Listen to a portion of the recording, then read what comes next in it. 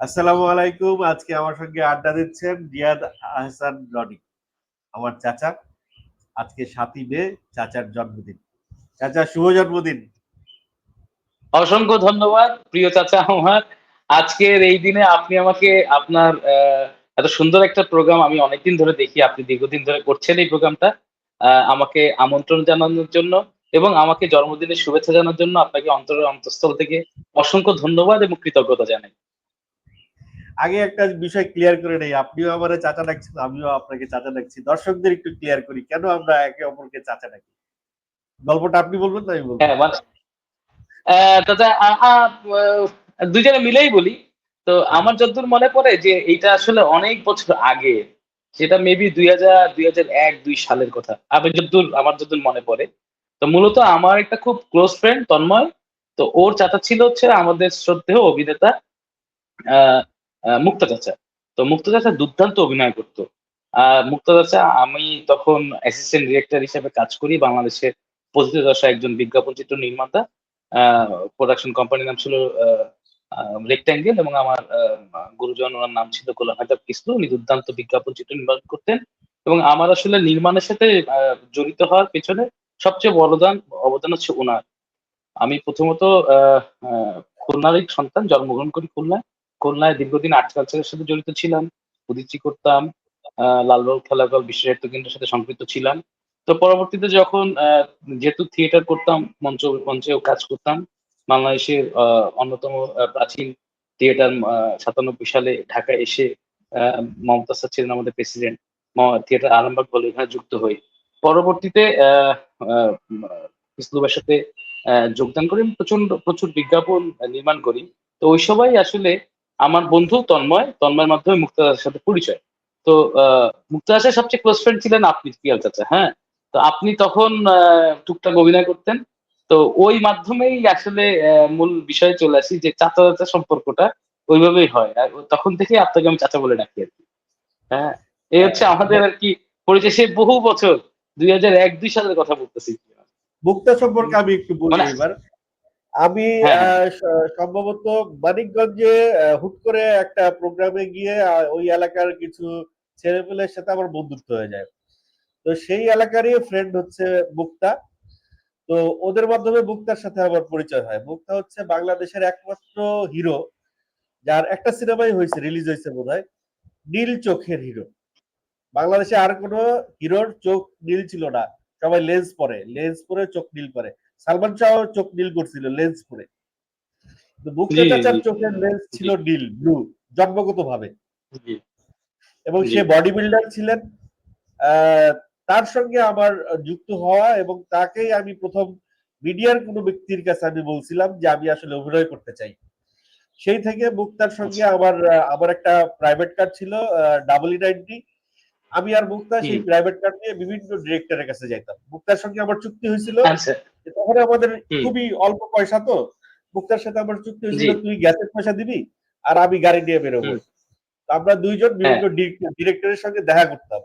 তো সেই দেখার হুম। মাধ্যমে কিন্তু আপনার সঙ্গে দেখা হওয়া। জি, জি, জি, জি, জি, জি, জি, জি, সেই জি, সেই জি, জি, আচ্ছা, শান্তিনগর, আচ্ছা। ওই যে বেলি রোডের মাথায় আমরা ওই যে বেলুড়, একটা জি, বিশাল অ্যাপার্টমেন্ট, বাম পাশে প্রথম যে আমরা বলি ভুতুরে অ্যাপার্টমেন্ট, অনেক ফ্ল্যাটে ইয়ে জি, যায় না। জি, জি, জি, জি, জি, চাচা, জি, ওই শান্তিনগর অ্যাপার্টমেন্টের সামনে আমি, মুক্তা চাচা, আপনি, তারপরে আরো কয়েকজন ছিল ওই সময় মডেল, এখন আর কাজ জি, করে না, রিটায়ারমেন্টে চলে গেছে অনেকে। তো জি, আমরা জি, সবাই ওখানে আড্ডা দিতাম। তো জি, ভেরি আনফরচুনেট ইট ইজ যে মুক্তা চাচা একটা রোড অ্যাক্সিডেন্টে মারা যায়। তার জি, ক্যারিয়ারটা ওইখানেই শেষ হয়ে যায়। বাট সে জি, খুবই সম্ভাবনাময় ছিল, খুবই হ্যান্ডসাম ছিল, জি, খুবই সুদর্শন ছিল। এবং এত সুদর্শন ছিল যে তার ওয়াইফ আমেরিকায় থাকতো, সে প্রতিনিয়ত তার ফোনে রাখতো। আপনার মনে আছে কিনা, সে হেডফোনে তার বউয়ের সাথে কানেক্টেড থাকতো। জি, তো জি, যাই জি, হোক, ওনার একটা সুন্দর বেবিও ছিল। জি। হ্যাঁ, খুবই, আমি তার সিনেমাটার নামটা মনে নাই, নীল আকাশ নাকি যেন সিনেমার নামটা ছিল। উনি অনেক, তারপরে একটা, অনেক নাটকে অভিনয় করছেন এবং উনি হ্যাঁ, আমাদের প্রচুর দেশ নাটকে। মানে আমাদের প্রোডাকশন হাউসের ব্যানারে নির্মিত তখন দেশ রং, মোনালিসা মোনালিসার সঙ্গে অন্যতম একটা চরিত্রে বিজ্ঞাপন গুলো অভিনয় পুরায়। হ্যাঁ, দেশ রং। হ্যাঁ, মোটরসাইকেল যাত্রী ছিলেন। হ্যাঁ, একটা ওই যে দারুণ মোটর চরিত্র ছিল। সাইকেলে যে তো এবং ইসের সঙ্গে একটা হ্যাঁ, বউয়ের সাথে যে ধাক্কা ধাক্কা খেয়ে খায়। পড়ে যায়, এবং ওই ধাক্কা, রাইট, বিজ্ঞাপনটা রাইট, রাইট, খুব রাইট। ওই পপুলার ছিল। বিজ্ঞাপনটা ওই সেটে কিন্তু আমি খুব গেছিলাম। পপুলার। ওই জি, জি, সেটে জি, জি, আমিও জি, জি, জি, জি, মুক্তার জি, ইনভাইটেশনেই গেছিলাম, এবং কিস্তিমার সঙ্গে আমার জি, ওইখানে জি, প্রথম পরিচয়। তো তারপরে দীর্ঘদিন জি, জি। কিস্তিমার সঙ্গে আমার কাজ হয় নাই, যদিও আপনার সঙ্গেও এখন আমার কাজ হ্যাঁ, হয় নাই। কিন্তু দুঃখজনক আপনি তো জানেনই যে আসলে চাচা কিন্তু ওই বাইক অ্যাক্সিডেন্টেই মারা গেছেন এবং হ্যাঁ, উনার বাসা ছিলেন আসলে মানিকগঞ্জ। উনি মানিকগঞ্জ। যতদূর জানতে পারছি যে উনি বাইক ড্রাইভ করে উনি বাড়িতে ফিরতেছিলেন এবং জাহাঙ্গীরনগর ইউনিভার্সিটির সামনেই মারা গেছে। যাক কুয়াশায়। আমি পরম করুণাময় মহান রব্বুল আলামিন আল্লাহর কাছে দরবারে দোয়া করি যেন উনি যেন আমার চাচাকে জান্নাতবাসী করেন, বেহেশতবাসী করেন। খুব ভালো মানুষ ছিল, উনাকে খুব মিস করি। তো ওই ভালো মানুষটার হাত ধরেই মূলত চাচা আপনার সাথে আমার পরিচয় এবং আপনিও খুব ভালো মানুষ। আপনিও আমার হৃদয়ের খুব প্রিয় মানুষ, প্রিয় অভিনেতা, হ্যাঁ, প্রিয় ইনফ্লুয়েন্সার, হ্যাঁ, প্রিয় আ মানে একজন সাদা মনের মানুষ নিঃসন্দেহে। আর আমি সত্যি ধন্য যে আপনি আজকে আমার মতো এই নগণ্য ব্যক্তিকে আমার জন্মদিনের কথা মনে রেখে উইশ করেছেন এবং আপনার এই সুন্দর অনুষ্ঠানে আমাকে আমন্ত্রণ জানিয়েছেন। আচ্ছা, আচ্ছা, এখন একটু আপনার সম্পর্কে আরেকটু ডিটেইল আমার দর্শকদের জানাইতে চাই। সেটা হচ্ছে আপনি জি। ১ম অ্যাসিস্ট্যান্ট হিসেবে কোন বিজ্ঞাপনটা করলেন কত সালে?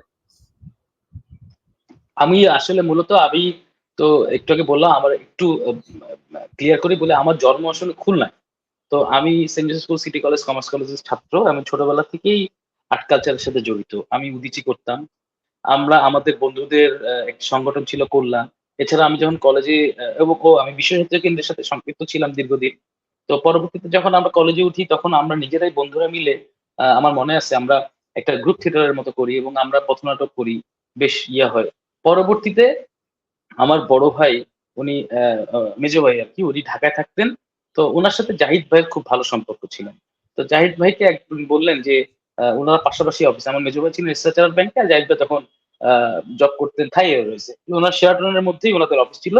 তো ২ জনে পরিচিত জন একদিন বলতেছিলেন কথায়, কথায় যে আমার ছোট ভাইটা এই লাইনে কাজ করতে চায়, ও ইন্টারেস্টেড। তো জাহিদ ভাই বলল, "ঠিক আছে ওকে ঢাকায় আসতে বল।" তো আমি ঢাকায় আসলাম। আমার বড় ভাই বললেন যে, "তার মানে ৯৭, ৯৮ এরকম সালে মেবি আরকি। আমার সালটা এক্সাক্ট মনে নাই। তো তারপরে আমি জাহিদ ভাইয়ের সাথে দেখা করি ভাইয়ার অফিসে। জাহিদ ভাই আমাকে দেখে বলে যে, "তুমি কি বেল রোড চেনো?" তো আমি বলি যে, "জি, চিনি।" তো বলল যে, "তুমি বেল রোডে আমাদের অফিস ছিল হচ্ছে খুব সুন্দর অফিস ছিল। মহিলা সমিতির পাশের বিল্ডিং। আ থিয়েটারের নাম ছিল থিয়েটার। অনেকে বেল রোড বলে, অনেকে আরামবাগ বলে। তো ওইখানে আসো।" তো ভালো কথা ঠিক আছে। বিকালবেলা আমি গেলাম। গিয়ে আ ফুয়াং মহিলা সমিতির পাশের বিল্ডিং। মহিলা সমিতিরই একটা বিল্ডিং।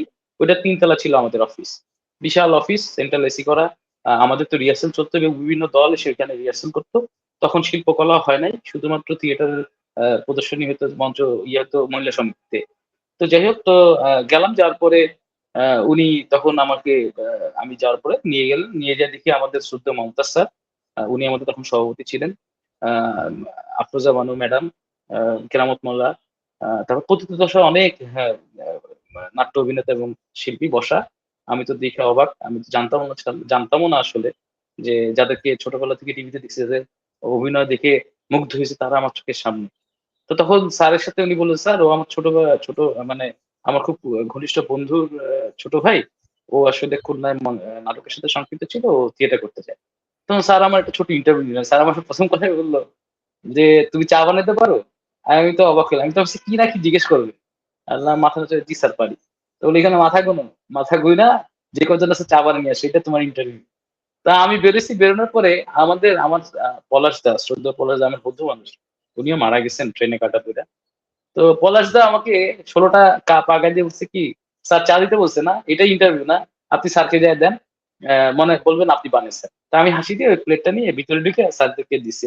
স্যার চুমুক দিয়ে বলছে, "এইটা তো আসলে তুমি বানাও নাই। এটা তো আমাকে পলাশ বানাইছে।" তো যাই হোক, এইভাবে আসলে আমার থিয়েটারটা শুরু। আমি আর পলাশদার দায়িত্ব ছিল আমাদের। পলাশদার দায়িত্ব ছিল মূলত ছিল গিয়ে ৪ টার মধ্যে থিয়েটারে আসা। এসে থিয়েটার খোলা এবং সবাই আসলে রিহার্সাল দিয়ে রাত্রেবেলা ফেরা। তো আমার বাসা ছিল ইন্ডিয়া রোডে। আর পলাশদা ছিলেন হচ্ছে আপনার উনি একটা মেসে থাকতেন আ এলিফ্যান্ট রোডে। তো কি করতাম ২ জনে হেঁটে, হেঁটে যাইতাম। আমি যে হেঁটে চলে যেতাম সেই বাংলা মোটর পর্যন্ত, উনি বাংলা মোটরে আসতো। আইসা ওইখান থেকে ২ জনে হাঁটতে, হাঁটতে যেতাম থিয়েটারে। তো থিয়েটার পলাশদা খুলতো, খোলার পরে আমরা সবাই আসতো। সবাই আসার পর রিহার্সাল করতাম। রিহার্সাল করে আবার কোনো দিন ৯টা ১০টার দিকে রিহার্সাল শেষ করার পরে স্যারের একটা স্টেশন অর্গান মমতা স্যারের স্টেশন অর্গান, স্যারের পাশে ছিল মিরপুর। তো স্যার কি করতো, আমার পলাশদারে উঠাইতো, উঠে আমাদের দুজনকে খামার বাড়ি মোড়ে নামাইতো। পলাশদা আগে নামতো না, পলাশদার বাকি কিন্তু উল্টা দিক। পলাশদা করতো গিয়ে আমাকে ওই ইন্দিরাটা আমার বাসায় আগায় দিয়ে তারপরে হাঁটতে হাঁটতে যাই সেই ইয়াতে যাইতো। তো এইভাবেই দীর্ঘদিন থিয়েটার করি। থিয়েটার করার মধ্যেই বেশ কিছু মঞ্চনাটকে অভিনয় করি। যে যে শো গুলো ছিল, বেশ কিছু ক্যারেক্টারে, ছোটখাটো ক্যারেক্টারে কাজ করছি, বেশ কিছু ইয়াতে কাজ করছি। পরে টিভি নাটকে টুকটাক কাজ করা হয় যেহেতু মঞ্চের সাথে জড়িত। এর মধ্যেই তখন বাংলাদেশে তিনজন খুব ফেমাস ডিরেক্টর বিজ্ঞাপন চিত্র বানান। অমিতাভ ভাই, ফারুকী ভাই, শ্রদ্ধেয় অমিতাভ ভাই, ফারুকী ভাই, কিসলু ভাই। তো কিসলু ভাইয়ের সাথে কাজ করতেন আমাদের সোহেল ভাই। উনি মূলত কিসলু ভাইয়ের পোস্ট প্রোডাকশনটা দেখতেন। সোহেল ভাইয়ের সাথে আমার পরিচয়, এবং সোহেল ভাই তখন আমাকে বলে যে তুমি কি আহ, আমাদের সাথে কাজ করতে চাও? আমি তো তখন আমার বাসা পান্থপথ, এই ইন্দিরা রোড, ওনাদের অফিস হচ্ছে লালমাটিয়ায়। তা আমি কিসলু ভাই সম্পর্কে জানতাম, আমি বেশ কয়েকবার আমি ওনার সিটেও গেছি, আমি ওনার কাজ দেখছি। তা আমি তো অফারটা লুফে নিই। তো তারপরে আমাকে বললো যে তুমি অমুক দিন আসো আমাদের অফিসে। তো আমি গেলাম, ছোট্ট 2 রুমের একটা অফিস, দোতলায়, সরি 5 তলায়, লালমাটিয়া মানিক ট্যাঙ্কির পিছনে। তো যার পরে তখন ভাই ইন্টারভিউ নিয়ে বললেন যে ঠিক আছে, তুমি শুরু করো। হ্যাঁ, ওই আমার অ্যাসিস্ট্যান্ট জীবন শুরু। তো একদম আমরা তখন টিমে 6-7 জন ছিলাম, আমি লাস্ট অ্যাসিস্ট্যান্ট ছিলাম। তো দীর্ঘদিন ভাইয়ের সাথে কাজ করতে করতে আহ, বেশ কিছু বিজ্ঞাপন আপনার গ্রামীণ এক্টেল বাংলাদেশ সিডিসেল, প্রচুর বিখ্যাত বিখ্যাত বিজ্ঞাপনে ভাইয়াকে প্রপার অ্যাসিস্ট করি। অ্যাসিস্ট করার পরে পরবর্তীতে আহ, এর মধ্যে ভাইয়ের সাথে থাকা অবস্থায় ভাই আমাকে সুযোগ দিছিলেন বেশ কিছু টিভি নাটক নির্মাণের। এবং আমার যতদূর মনে পড়ে, আমার প্রথম নাটকটা ছিল অকশন, তারপরে ছিল ছায়া। এরকম বেশ কিছু টিভি নাটক যা বাংলা ভিশনে প্রচারিত হয়েছে, ঈদের বিশেষ নাটক এটিএন বাংলায় প্রচারিত হয়েছে। তো নাটক করা হয় এবং কিছু বিজ্ঞাপন চিত্র আমি ডিরেকশন দেওয়ার সুযোগ পাই। তো মোটামুটি মেবি আমি সালটা ঠিক মনে নেই, 2007, 2006, 2008 হবে এরকম। ওই সময় আমি আসলে ভাইয়ার কাছ থেকে বের হয়ে আসি, এসে আমি নিজের own production company movie maker, যেটার নাম দিয়ে প্রতিষ্ঠা করি। এবং আজও পর্যন্ত ওই মুভি মেকারের ব্যানারে আমি অগণিত বিজ্ঞাপন চিত্র, তারপরে ডকুমেন্টারি, ডকু ড্রামা এগুলো নির্মাণ করে চলেছে। এই আর কি। আরো আচ্ছা, আচ্ছা দেখ, এইভাবে আর কি চলা আর কি। আচ্ছা বলেন আপনি, অনেক কিছু বলে ফেললাম আর কি। আপনার সঙ্গে লাস্ট একটা ফেসবুকে ছবি দেখলাম সাকিব আল হাসানের, ওটি কি আপনি বিজ্ঞাপনে জি জি জি। পারফর্ম করেন নাকি আপনি? ও, ও হ্যাঁ হ্যাঁ হ্যাঁ, আচ্ছা সেটা বলছি। যেটা হচ্ছে যে চাচা, আহ আমি যখন ভাইয়ার এখান থেকে বের হই, তখন আমার জীবনের প্রথম বিজ্ঞাপন চিত্রটাই হয় হচ্ছিল গিয়ে 35 ক্যামেরা। মানে ওই সময় 35 ক্যামেরা মানে বিশাল ব্যাপার। আমরা আসলে বাংলাদেশে ওটা আমরা শুট করতাম এবং দেশের বাইরে যায় পোস্ট প্রোডাকশন করতে হইতো আর কি। হ্যাঁ, তো ওইটা ছিল শক্তি দই। আমাকে প্রথম ব্রেকটা দেয় আসলে কিস্তফার থেকে বেরোনোর পরে বড় ব্রেকটা দেয় হচ্ছে পুরো কলিং ভাই। উনি এখন অ্যাড কমে আছেন, আমি খুব শ্রদ্ধা করে ওনাকে স্মরণ করি। তো উনি তখন ছিলেন, এজেন্সিটার নাম হচ্ছে আহ, আচ্ছা যাই হোক, আমি এজেন্সিটার নাম, খুব নাম করে এজেন্সি, যাই হোক পেটে আসলে মুখে আসতেছে না, যাই হোক। তো ওই পূর্ব কর্নেল ভাই আমাকে প্রথম সুযোগটা আসলে দেন একটা বিজ্ঞাপন চিত্র। ওটা সাকিবুল হাসান, উনি হচ্ছে হলো কি আপনার তখন বাংলাদেশ ক্রিকেট টিমের ক্যাপ্টেন ছিলেন উনি। তখন উনি তো সুপারস্টারই ওই সময়ও খুব ইয়া। তো গ্রামীণ জারনের প্রজেক্ট 30 ভাবে শুট। তো আমি ওইটা এপিসি 7 নম্বর ফ্লোরে শুট করি। রাশেদ জামান ভাই আমার শ্রদ্ধেয় ক্যামেরাম্যান, বাংলাদেশের খুব নাম করা ক্যামেরাম্যান, উনি ছিলেন এটা ডিওপি হিসাবে কাজ করেন। তো শুট করার পরে বেঞ্চমার্ক মনে পড়ছে, এই এজেন্সিটার নাম ছিলেন ডিস্টার্বা, আশরাফ ভাই ছিলেন ওনার মালিক। আশরাফ ভাই আমাকে ব্রেক দিছিলেন, আমাকে উনি এবং পুনঃকরণ ভাই যদি ব্রেকটা না দিতেন তাহলে হয়তো বা এত বড় প্রজেক্ট করার সুযোগ হতো না। ওই সময় অনেক বিগ বাজারের ছবি ছিল এটা। তো আমরা 2 দিন শুট করি, শুট করার পরে তারপরে বম্বে যাই, বম্বে রাশেদ ভাইকে সহ যাই, গিয়ে ওইখানে এটা এডিট করে আসি। এবং ওইটাই আমার প্রথম বড় একটা বিজ্ঞাপন ছিল। তারপরে আবার 3টা বিজ্ঞাপন মশরফ ভাইরে দিয়ে শক্তি দেওয়ার পরে ছিল কিং স্টার মোবাইলে 3টা বিজ্ঞাপন। ওইটা আমাদের রাসেল ভাইয়ের প্রথম এজেন্সি। রাসেল ভাই একসময় বেঞ্চমার্কে ছিলেন, ওইখান থেকে উনি চলে আসেন, উনি নতুন একটা এজেন্সি করেন।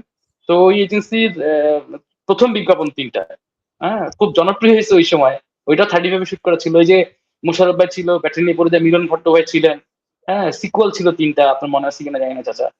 তো এই পরপর 4টা 35 শুট আমাকে আসলে অনেকটা পথ চলায় সুযোগ করে, মানে আমি আসলে সুযোগ পাই নির্মাতা হিসাবে। এবং তার আগে যা গ্রহণ করছি ওগুলো ফিকশন করছি, করছি একটু ছোটখাটো বাজেটে বিজ্ঞাপন করছি। তো মূলত মানে বড় ছবি পরপরই 4টা ছিল বিজ্ঞাপন আমার, বড় বড় বাজেটের এবং বড় আয়োজনের এবং বড় স্কিমের আর কি। তো এইভাবে আপনি চলছে আর কি। আপনি নিজেও কিন্তু বিজ্ঞাপনে অভিনয় করেছেন, পারফর্ম করেছেন, আপনাকে কিছু বিজ্ঞাপনে আচ্ছা, দেখা এইটা গেছে। একটা এইটা আসলে একটা, হ্যাঁ এটা আসলে সুন্দর একটা কথা বলছেন। এটা আসলে একটা মজার একটা না বললে না। আমি আসলে ছোটবেলা থেকে আমার টার্গেট ছিল 2টা। আমি আসলে অভিনয় করব এবং ডিরেকশন দেব। তো এই জন্যই আমি খুলনায় উঠেছি, নাট্যটিপে নাটক করতাম এবং খুলনায় অনেকগুলা সংগঠনের সাথে জড়িত ছিলাম। নিজে পথনাটক লিখতাম, ডিরেকশন দিতাম। তারপরে যখন ঢাকায় আসি, থিয়েটার বাংলাদেশের প্রাচীনতম থিয়েটার আহ সেখানে যুক্ত হই। সেখানে আমি সুযোগ পাইছি, আমার মনে আছে আমরা মনে হয় 40 জনের মধ্যে ঢুকছিলাম। তার মধ্যে মনে হয় আমরা এখন টিকে আছি ওই ব্যাচে আমরা 2জন, আমি আর আমাদের বন্ধু হচ্ছে ও এখন ওই অ্যাক্টর ইকুইটির আবার কার্যকরী ইয়াতে আছে, তানভীর, মাসুদ তানভীর আর কি। তো যাই হোক, আমরা 2জন টিকে আছি। ও অভিনয় করছে, আমি নির্মাণের সাথে সাথে টুকটাক একটু অভিনয় করি। তো যাই হোক, সেই অভিনয়ের বিষয়টা আসি। তো হইতে যাচ্ছিলাম অভিনেতা হিসাবে। তো যাই হোক, তারপরে যখন অ্যাসিস্ট্যান্ট ডিরেক্টর কাজ শুরু করি, প্রচুর বিজ্ঞাপন, মানে আমার অগণিত বিজ্ঞাপন, খুব সুপার সুপার, মানে ওই সময় হিট। যেমন চাচা আমি আপনাকে বলি, স্বপ্ন যাবে বাড়ির প্রথম বিজ্ঞাপনটাও কিন্তু আমার ওস্তাদ যিনি, গোলাম আহমেদ কিসলু নির্মাণ এবং সনিদা ছিলেন ক্যামেরাম্যান।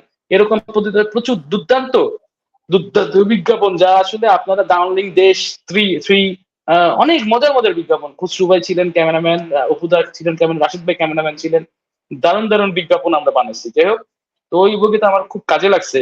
এবং প্রচুর বিজ্ঞাপনে যেহেতু অ্যাসিস্ট করছি, আমাকে আমার উস্তাদ বলতেন যে রানি তুমি টুকটাক অভিনয় করো, কিন্তু আমি যদি অভিনয় করতাম ওই সময়, তাহলে ওনার প্রজেক্টে ওনাকে অ্যাসিস্ট করার মতো ওনার একটু সমস্যা, এই জন্য আমি করতাম না। পরবর্তীতে আহ, আপনার করোনার পরে, হ্যাঁ, এই ব্যাপারটা আপনার সাথে ক্লিয়ার না আমার দর্শককে, আপনার দর্শককে এবং আপনার সাথে আমি যার জন্য আসলে অভিনয়ে আসলাম, এটা হচ্ছে আমাদের প্রাণের শ্রদ্ধা নাফিস ভাই। হ্যাঁ, নাফিস ভাই আমাকে একদিন ডাকলেন করোনার পরে, হ্যাঁ করোনার শেষের দিকে। একদিন থেকে আমাকে বলছে কি, রনি তোমাকে নিয়ে একটা স্ক্রিপ্ট লিখলাম। তা আমি না, কি বলেন ভাই? তো আমাকে স্ক্রিপ্টটা দিয়ে লিখলাম যে রনি নামেই গল্পটা, প্রাণাপের একটা দুর্দান্ত গল্প, রনি নামেই লেখা।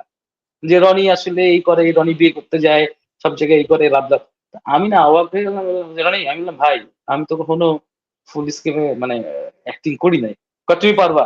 আমি তোমাকে বললাম তুমি পারবা, তুমি যা করবা এইটাই। হ্যাঁ, তা আমি একটু নার্ভাস প্রকৃতির মানুষ, ক্যামেরার পিছনের মানুষ তো, দীর্ঘদিন ক্যামেরার পিছনে ছিলাম, তো ওই সামনে কথা বলা কিংবা অ্যাক্টিংটা একটু জড়তা কাজ করতে। উনি আমাকে বললো কোনো টেনশন নাই, কাল বাদে পরশু দিন শুটিং, তোমার কস্টিউমের মাপটা দিয়ে যাও। তো আমি সাহস করেই গেলাম। এবং আমার প্রথম ওই বিজ্ঞাপন, যেটা হচ্ছে যে মজার বিষয়, যে আমি এরকম সুপারসনিক ডাইনামিক এবং দুর্দান্ত স্পিডে দিয়ে এবং এত শত শত বিজ্ঞাপন বানাইছে নাফিস ভাই। এরকম ডিরেক্টর আমি বাংলাদেশে খুব কম দিছি, যা যে এত দ্রুত কাজ করতে পারে। যেমন আমি ওই বিজ্ঞাপন, প্রাণাপের ওই বিজ্ঞাপনটা আপনাকে যদি একটু শেয়ার করি, সকাল 5টার সময় আমাদের কল ছিল। 5টার সময় আমি বাসা থেকে আমাকে নিতে আসছে, ওইখান থেকে আমরা নাফিস ভাইয়ের পাশে যে উত্তর, ওইখান থেকে আমরা প্রথমে চলে যাই সেই ভৈরবে যা দেখছি একটা অ্যাপেক্সের দোকান খোলা খোলা। ঢুইকা আধা ঘন্টার মধ্যে শুট শেষ করে ওইখান থেকে চলে গেছি আমরা ভৈরবে, একটা নদীর পাড়ে একটা আপনার ডুপ্লেক্স বাড়ি, কোন একজন ভুমরা চোমরা ব্যক্তির ওইখানটা। হ্যাঁ, ওই ডুপ্লেক্স ইয়াতে 1টার মধ্যে শুটিং শেষ, কারণ 2টার সময় ট্রেন আসবে ভৈরব স্টেশনে। ওইখান থেকে আমাদের এই ট্রেনে উঠতে হবে, 3টার মধ্যে শুটিং শেষ করতে হবে। ওই সময় রোজা ছিল, আমার মনে আছে, রমজান মাস। কারণ আমার গল্পটা হচ্ছে যে আমি আসলে ঢাকা থেকে বাড়িতে যাচ্ছি। তো যদি আমরা ভৈরব থেকে 1 ঘন্টার মধ্যে শুটিং শেষ না করি, তখন ঢাকা ঢুকে যায়। এই কারণে ওমা তাই হলো প্রতি শট। আমি একটু নার্ভাস ছিলাম। খুব উৎসাহ দিছে নাফিস ভাই এবং নাফিস ভাইয়ের টিম। সোহেল ভাই ছিল ক্যামেরাম্যান, উনি বন্ধু মানুষ, আর ওই টিমটা তো আমারই, মানে আমরা কলিগ। তো তো যেটা হয়, ওই উৎসাহ পাইছি, ধাপ ধাপ ধাপ ধাপ হয়ে গেছে। এবং 3টার মধ্যে আমাদের প্যাক আপ। আমরা 4টার সময় এয়ারপোর্ট স্টেশনে, 5টার সময় বাসায় বাসায় এসে ইফতারি। তা আমার বাসা থেকে আমার আম্মা আবার ভাই জিজ্ঞেস করতেছে যে শুটিং শেষ বাবা? আমি বললাম, হ্যাঁ শুটিং শেষ। তো এইটা ছিল আমার প্রথম বিজ্ঞাপন।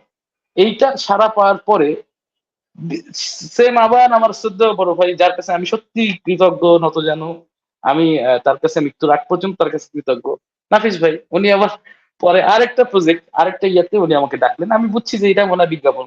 তো তখন না আমি একটু দাড়ি রেখে ফেলছিলাম, বেশ বড় দাড়ি ছিল। করোনার বন্ধ ইয়ার জন্য লকডাউন দাঁড়িয়ে হয়ে গেছে। কারণ আমি গেছি, যার পর আরে তোমাকে নিয়ে আরেকটা গল্প লিখছি। তো ওইটা হচ্ছে উইনার একটা উইনার ওয়্যারের একটা গার্মেন্টস প্রোডাক্টের একটা বিজ্ঞাপন, খুব মজার বিজ্ঞাপন। বাসের মধ্যে আমি যাই, বাসের মধ্যে একটা দুর্দান্ত একটা মজার কমেডি টাইপের গল্প। তাহলে ভাই আমি তো দাড়ি রাখছি, কয় দাড়ি কাটো, বেশ ঠিক আছে যথারীতি দাড়ি টাড়ি কাইটা তারপরে শুটিং করলাম। এই যাত্রায় এই যে শুরু হইলো, লাস্ট অব্দি পর্যন্ত অনেকগুলো বিজ্ঞাপনে প্রধান চরিত্র হিসেবে কাজ করে ফেলছি। এবং আমি ধন্য যে আমার লাস্ট বিজ্ঞাপন যেটা কিটক্যাট, ওইটা আমার প্রিয় নির্মাতা আমাদের খুব কাছের ছোট ভাই আদনান বানাইছে। এবং নেসলের সাথে 1 বছরের ভিতরে আমি চুক্তিবদ্ধ হয়েছি, যে এই ধরনের মানে চুক্তিবদ্ধ হয়েছি ওর এই আদনানের ওই কিটক্যাটের বিজ্ঞাপনটা করার পরে। তো এই হচ্ছে হলো গিয়ে মানে আমার অ্যাক্টিং, বিজ্ঞাপনে অ্যাক্টিং ক্যারিয়ার। ও এর মধ্যে আবার টুকটাক কিন্তু চাচা আমি ওই কিছু নাটকে অভিনয় করছি ভাই ব্রাদার রিকোয়েস্টে। হ্যাঁ, তারপরে ওয়েব সিরিজেও অভিনয় করছি। ভালো ভালো ডিরেক্টর বিকি রায়দের একটা কাজ করছি, তারপর অমন ভাইয়ের একটা কাজ করছি। নাটক তো অনেকগুলো করছি, সেই সাথে ওই যে আমাদের ডিরেক্টর গিল্ডের আমাদের ইয়া ভাই, শ্রদ্ধেয় নির্মাতা, আহ, আচ্ছা বলছি ওনারও একটা নাটক করলাম, ওনারও এটা এই দেখেছে আর কি। নাম বলার রোগ দেখা দিছে, বয়স পড়ছে তো। তো যাই হোক এই হচ্ছে অবস্থা। যাচ্ছে বলেন আর কি জানতে চাই, অনেক কিছু বলে ফেললাম। আপনি আপনার ডিরেকশন এবং অভিনয় জীবনে অনেক বড় বড় তারকার সঙ্গে কাজ করেছেন, অনেক তারকা আপনি তৈরি করেছেন। দুইটা প্রশ্ন একসাথে রাখতে চাই। তারকা হওয়ার আগে আপনি তারে দেখছেন, তারকা হওয়ার পরে আপনি তারে দেখছেন, তো দুইটার পার্থক্যটা আসলে কি হয়? এক। দ্বিতীয় প্রশ্ন হচ্ছে গিয়ে, আপনি যখন একজন তারকার সাথে অভিনয় করেছেন বা কাজ করেছেন, তখন আপনার ভিতরে কি কাজ করে? দারুন দারুন। আচ্ছা, খুব সুন্দর একটা প্রশ্ন করছেন চাচা। আচ্ছা, আমরা যখন অ্যাসিস্ট্যান্ট ডিরেক্টর হিসেবে যখন আমি কাজ করছি, তখন আসলে বাংলাদেশের চ্যানেল সংখ্যা ছিল খুব কম। হ্যাঁ, তখন একটা বিজ্ঞাপন প্রচুর পরিমাণে অন এয়ার যেত, হিউজ ফ্রিকোয়েন্সি। তো আমি এমনও দেখছি যে একটা বিজ্ঞাপন যিনি করছেন আমাদের এই সময়, তখন তো দুর্দান্ত দুর্দান্ত বিজ্ঞাপনে তো গল্প, এখনো দুর্দান্ত বিজ্ঞাপন হয়। এখন নির্মাতার পরিমাণ অনেক বেশি, তখন নির্মাতার পরিমাণ ছিল খুব কম। অমিতাভ ভাই, ফারুকী ভাই, কিসলু ভাই, গাজী শুক্র ভাই, সামির ভাই, হাতে গোনা কয় অল্প কিছু, হাতে গুনে বলা যেত, পিপলু ভাই, এরকম বলা যেত কিছু। আর এখন তো বিজ্ঞাপন নির্মাতা প্রচুর, মানে আমিও অনেক আমার এবং ভালো হচ্ছে, অনেককে চিনি না এরকম। আগে তো আমরা সবাই সবাইকে চিনতাম।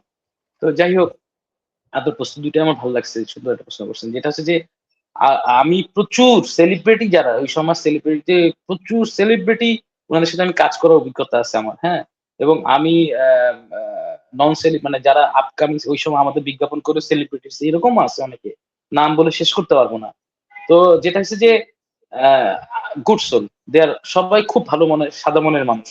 আমি ধন্য যে ধরেন আমি যেমন আমার নিজের ডিরেকশনে আমি ইউজিডি করতাম, আমাদের সভাপতি ছিলেন হাসান স্যার। হ্যাঁ, তো উনি আমার ডিরেকশনে কাজ করছেন। আমি উনার মানে আমি খুব নিজে কাঁপছি যে উনাকে আমি কাস্টিং করব, আমি উনাকে দেখছি। হ্যাঁ, যাই হোক, তো আমার অভিজ্ঞতা খুবই ভালো। এবং যারাই আমাদের সাথে কাজ করছেন, আমি যাদের সাথে আমি খুব সাপোর্ট পাইছি, তার মধ্যে ধরেন মৌসুমী আপার সাথেও কাজ করছি। হ্যাঁ, মোশাররফ ভাইয়ের সাথে অনেকগুলো কাজ করছি, অ্যাসিস্ট্যান্ট জীবনেও কাজ করছি। তারপর নিজের ডিরেকশনেও উনি কাজ করছেন আমার সাথে। তারপরে সাকিবুল হাসান, আমি অভিনয় করছি। ও একটা ইয়ে আছে যে আমি মাঝে আমি যাদের বিজ্ঞাপন করছি, বাংলাদেশের সব প্রথিতযশা বিজ্ঞাপন নির্মাতাদেরকেই কাজ করছি। শুরুতে হলো নাফিস ভাইয়ের হাত দিয়ে, তারপরে বড় আদনান ভাই, রানাউটের আদনান ভাই আমাকে দিয়ে একটা সাকিবুল হাসানের সাথে দুর্দান্ত বিজ্ঞাপন করছে। যাই হোক, ওটা আসে নাই, ওটা আসলে আমার অ্যাক্টিং ক্যারিয়ারে আমার জন্য অনেক ভালো হইতো। আমি আর সাকিব ভাই দুর্দান্ত একটা গল্প ছিল, গ্রামীণ ফোনের ছিল ওইটা। গ্রামীণ ফোন কেন অন এয়ার দেয় না আমি জানি না, যাই হোক ওটা ওনাদের হয়তো টেকনিক্যাল ব্যাপার। তারপরে আহ মুন্নার কাজ করছি, প্রাণের সাকিব মুন্না, ভাই বলে আদনান কি ভাই ছোট সাকিব খান? সাকিবুল হাসান, ক্রিকেটার সাকিবুল হাসান। হ্যাঁ, ওনার সাথে স্ক্রিন শেয়ার করছি। ডেভিড ফোর্ডের তারপর একটা কাজ আমাদের করছেন। প্রাণের মুন্নার, হ্যাঁ, গ্রামীণ ফোনে কাজ করছি। ওই বিজ্ঞাপনটা অন এয়ারে আসে নাই। ওই বিজ্ঞাপনটা অন এয়ারে আসলে আমার জন্য, আমার অ্যাক্টিং ক্যারিয়ারের জন্য অনেক একটা সাপোর্ট পাইতাম আর কি। যাই হোক, দুর্দান্ত ছিল বিজ্ঞাপনটা, আমি যখন দেখছি দুর্দান্ত, আমি বয়স যখন দিতে গেছি। তারপরে ধরেন ছোট আদনানের কাজ করলাম ক্রিকেট। যাই হোক, তারপরে আমাদের প্রাণের আদনান ভাই অনেক দুইটা তিনটা ছবি করছি, প্রাণের আদনান ভাই, মুন্নার কাজ করছি। তারপরে আহ আহ, ওই যে আমাদের ইয়ার কাজ করছি, আরে আরে, চাচা অনেকেরই আপনি কাজ তো করছি এখন। একটু সরে যাচ্ছেন, প্রশ্নটা আর একবার করি। আপনি হ্যাঁ অনেক তারকা আপনাদের ভেতর থেকে তৈরি হয়েছেন, অনেক তারকার সঙ্গে আপনি কাজ করেছেন। তারকার সঙ্গে কাজ করার যে একটা থাকে না ভিতরে, যে একটা তারকার সঙ্গে তাকে ইনস্ট্রাকশন দিব, তাকে সঙ্গে কথা বলবো, তাকে ডিরেকশন দিব, এই যে একটা ভেতরে হ্যাঁ, কাজ এই করে আমি এই আমি আমি বিষয়টা একটা একটা করে উত্তর দিই। হুম, হ্যাঁ, বলেন। একটা একটা করে উত্তর দিই। হ্যাঁ, যখনই আমার নির্দেশনায় কিংবা অ্যাসিস্ট্যান্ট ডিরেক্টর কিংবা ডিরেক্টর হিসেবে যখন কাজ করছি, তখন আমার কাছে মনে হয় নাই যে উনি আসলে সেলিব্রিটি। ধরেন উনি রহিম ক্যারেক্টার করছে, আমার কাছে মনে হচ্ছে এটা রহিম। উনি ধরেন কাজলি ক্যারেক্টার করতেছেন, উনি কাজলি। উনি যে আসলে সেলিব্রিটি অমুক টমুক কিনা, কিন্তু তারাও এত বেশি কোঅপারেট এবং যা বলছি যেভাবে বলছি, সে যে সেলিব্রিটি হোক প্রত্যেককে আসলে না ওই প্রফেশনাল জায়গাটা রেসপেক্ট করে, এই জন্যই তারা আজকে ওই পর্যায়ে আসছে। কোনো কোন রকম আজ পর্যন্ত কখনোই যাদের সাথে কাজ করছি কোনো আনপ্রফেশনাল অ্যাটিটিউড কিংবা কোনো খারাপ অ্যাটিটিউড পাই নাই। They are very professional, they are much more professional. এই জন্য তারা ওই পর্যায়ে, আপনি একটা কথা তো জানেন যে যেই বৃক্ষে ফল দেয় সেই ব্যক্তির নড়জনই থাকে। তো তাদের ম্যানার কার্টিসি ভেরি গুড, এবং টাইম কন্ট্রোল, মানে টাইমিং এর ব্যাপার অনেক সময় আমার আমার কখনো এরকম হয় নাই। ধরেন আমি অনেক মানে আমাদের অ্যাক্টিং করে না এরকম মানে অন্য জগতের সেলিব্রিটি, যেমন পার্থ বড়ুয়া দিয়ে আমি নাটক করছি। পার্থদা আমাদের শ্রদ্ধেয় পার্থ বড়ুয়া, হ্যাঁ, উনি আমার একটা নাটক লিড ক্যারেক্টার করছেন। সেখানে করছেন হচ্ছে সারিকা এবং বাঁধন আপু কপারেট করছে। ইভেন পার্থতা আমার মনে আছে ওই নাটকে, ছায়া নাটকটা, ওটাই বাংলা ভিশন ইয়া ছিল। উনি শুটিং এর চলমান অবস্থায় উত্তরা থেকে ফেরার সময়, আমার শুটিং শেষ করে ফেরার সময়, উনি একটু ওই যে আমার শুটিং শেষ করে আমি তখন ওই যে মেমিয়াপাড়ার হাউসে আমরা শুটিং করতেছিলাম। তো শুটিং শেষ করে উনি হৈলল ভাই এবং তো তিন্নি আপু ওনাদের আমন্ত্রণে একটা প্রোগ্রাম গেছিল, এবং রাত্রেবেলা পরের দিন আমার শুটিং, গুলশানের শুটিং। তো রাত্রেবেলা উনি গাড়ি অ্যাক্সিডেন্ট করে ওনার কপালে সেলাই। ওই অবস্থায় উনি আমার শুটিং করে দিয়েছেন এবং আমি অন টাইমে আমি অন এয়ার পাইছি। তো আমি আসলে সেলিব্রিটি আর নন সেলিব্রিটি মানে যারা আসলে পরবর্তীতে সেলিব্রিটি তারাও প্রত্যেকে কপারেশন পাইছি, এবং আমার কাছে আমি কখনো বলতে পারি না। হ্যাঁ, অনেক বিচ্ছিন্ন ঘটনা শুনি যে অন টাইম সেটে আসে না কিংবা কপারেশন করে না কিংবা আমি এটা আমার লাইফে আমি কখনো কারোর সাথে হইতে দেখি নাই, আমার সাথে তো হয়ই নাই। এই হচ্ছে ইয়া আর কি যা যা। হুম। যে আমাদের সঙ্গে শিপন নামে একজন আড্ডা দিতেন, হ্যাঁ, তিনি শিপুর হচ্ছে মামা আমার শ্রদ্ধ মামা, হ্যাঁ। হ্যাঁ, শিপুর হ্যাঁ, মামা, হ্যাঁ। আচ্ছা, বাবার শিপুর খবর মামার কি? একটা ছোট্ট হ্যাঁ। বাবার খবর কি? মানে আমাদের যে একটা আচ্ছা, সার্কেল, চার মামারটা আমি পাঁচটা বলি। মামা হয়েছে যে একটা সার্কেল। আমার এই পথ চলায় আমি খুব কাছের কিছু মানুষ পাচ্ছি যারা আসলে আমার ওয়েল উইশার, আমাকে ভালোবাসে এবং বিনা স্বার্থে আমাকে চাইছে যে আমি আসলে একটু দাঁড়াই কিংবা আমি কিছু করতে পারি।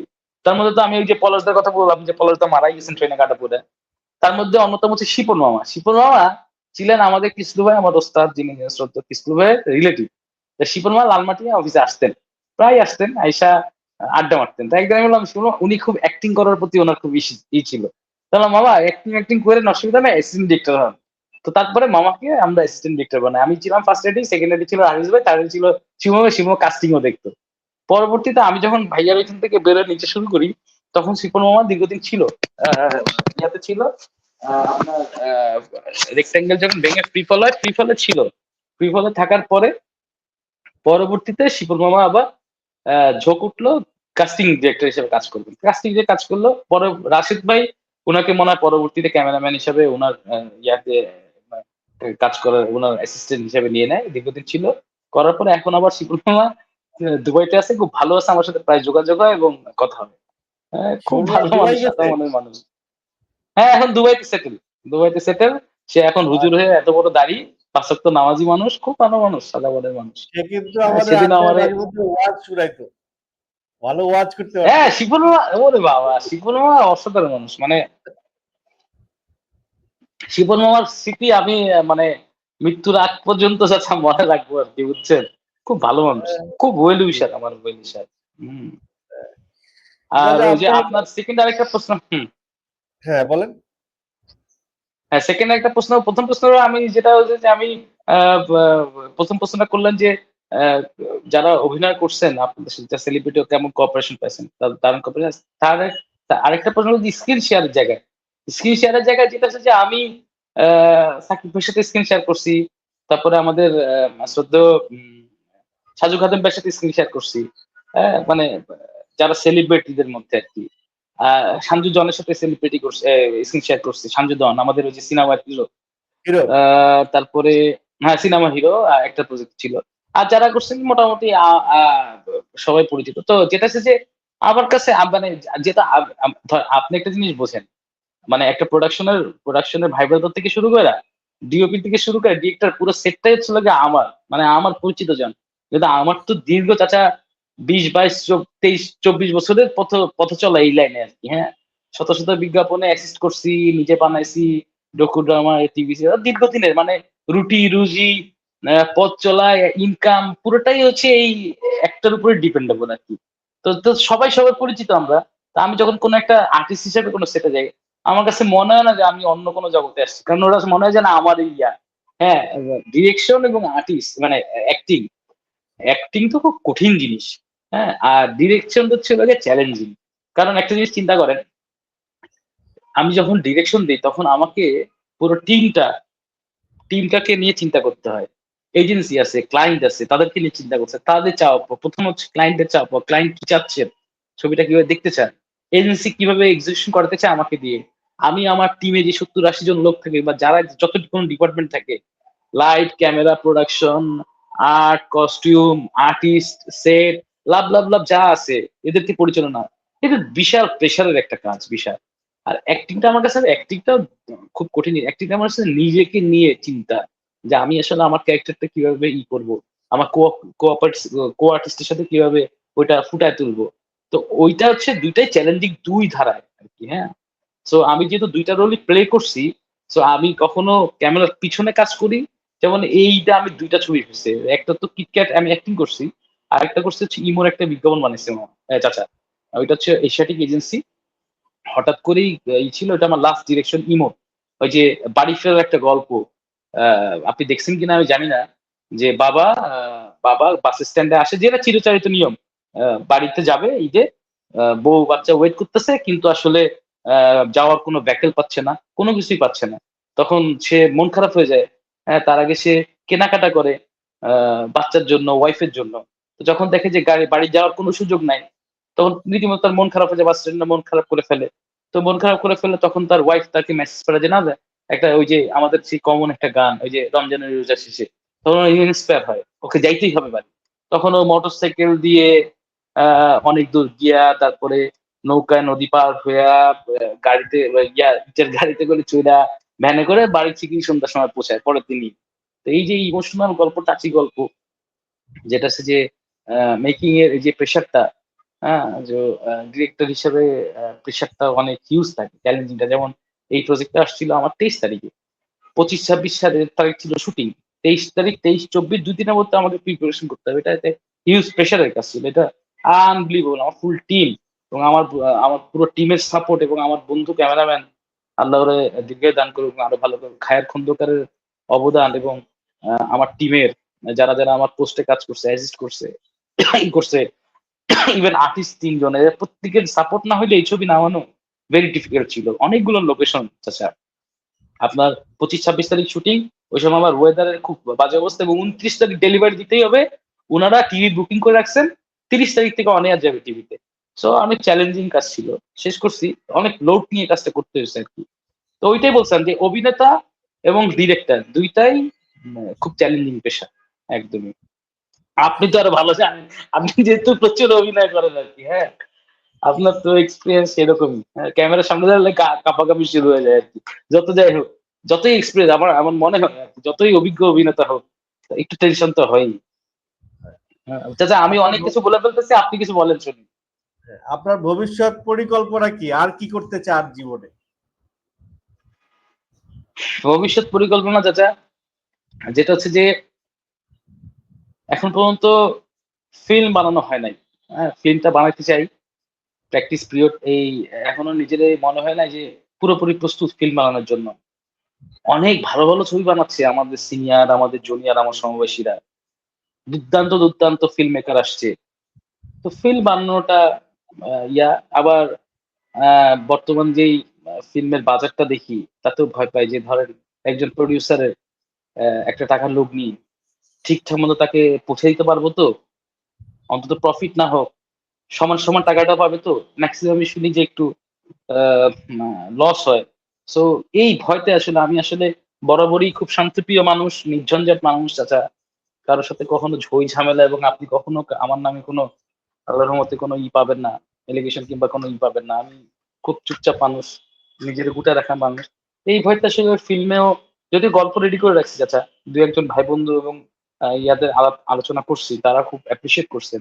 খুব ভালো গল্প। তো ফিল্ম বানানো, ভবিষ্যৎ পরিকল্পনা ফিল্ম বানানো।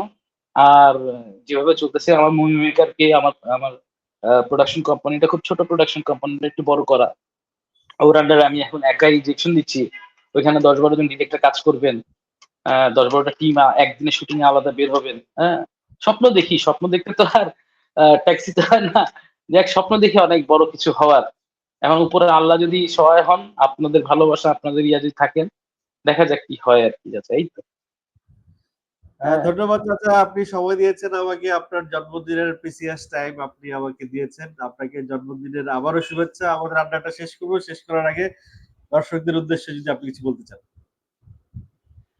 চাচা আমি আজকে আজকে আমার সাথেই আমার জন্মদিন।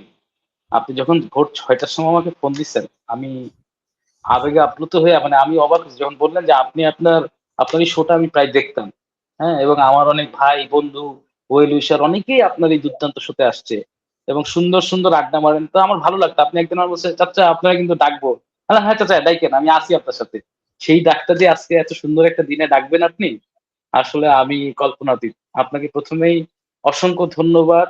আপনি যে মনে করে আমাকে আমার মতো এই ক্ষুদ্র মানুষকে ডাকছেন আপনাদের শোতে, আমি নিজেকে ধন্য মনে করছি। কারণ আপনাদের শোতে যেসব যারা আসেন, তারা সত্যিই আমার খুব সম্মানী। আপনি তো নিজেই অত্যন্ত সম্মানিত এবং নিজে অত্যন্ত আমার হ্যাঁ? সকলের জন্য অনেক, অনেক শুভকামনা। আপনার জন্য অনেক শুভকামনা, ভালোবাসা। আপনাদের সকলের কাছে আমার বিনীত অনুরোধ, আপনারা সকলে আমার জন্য দোয়া করবেন। আমি যেন আমার বাকি জীবন এরকম হেসে খেলে আনন্দ সুখে আনন্দ বেদনায় পার করে দিতে পারি। এবং সব জয় হয়েছে আসলে। হ্যাঁ? দোয়া করি যে অস্কার জয়টা এখনো হয় নাই। আমাদের ফিল্ম মেকাররা ইনশাআল্লাহ টুডে টুমরো অস্কার জয় করবে সেই স্বপ্ন দেখি। আর আমাদের ফিল্ম ইন্ডাস্ট্রি ঘুরে দাঁড়াবে আগের মতই। হ্যাঁ? সেই দোয়া করি। আপনারা সকলে আমার জন্য দোয়া করবেন। চাচা আপনি ভালো থাকবেন। আপনি কিন্তু আমার একেবারে, একেবারে অন্তরের অন্তঃস্থল থেকে ভালোবাসার দোয়া এবং আপনি আমার খুব প্রিয় একজন অভিনেতা। আমি দোয়া করি সঠিক মানুষ সঠিক চেয়ারে নাই। আপনি যেন একটা ভালো চেয়ার পান এবং আপনি যেন আসলে আপনার যে অভিনয় স্কিল, সেই অভিনয় স্কিল দিয়ে আপনি আপনার লক্ষ্যে পৌঁছাতে পারেন। সেই দোয়া করি চাচা। আর আপনিও আমার জন্য দোয়া করবেন। আপনার দর্শকরা আমার জন্য দোয়া করবেন এবং আপনাদের দর্শকের সকলের জন্য অনেক, অনেক শুভকামনা, দোয়া এবং ভালোবাসা রইল। Thank you.